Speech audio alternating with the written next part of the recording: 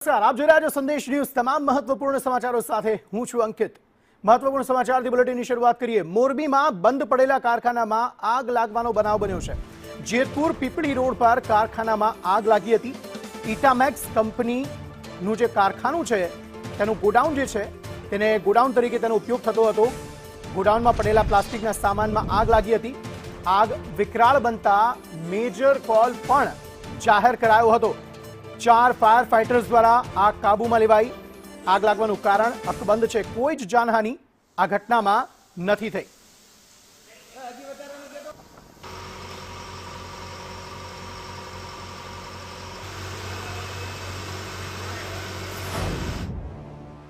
Factory में आग 8 થી 8:30 वच्चे लागेली है અને વીજના પ્રોબ્લેમથી આગ लागेली है। तो तात्कालिक अमने आ मैसेज मळेल અને તાત્કાલિક આપણે ફાયર સેફટીને કોલ કરેલો અને ટાઈમે કોલ કરેલો એટલે ફાયર સેફટી આવી ગઈ, જેના લીધે અમારે નુકસાનીમાં થોડોક રાહત રહ્યું છે।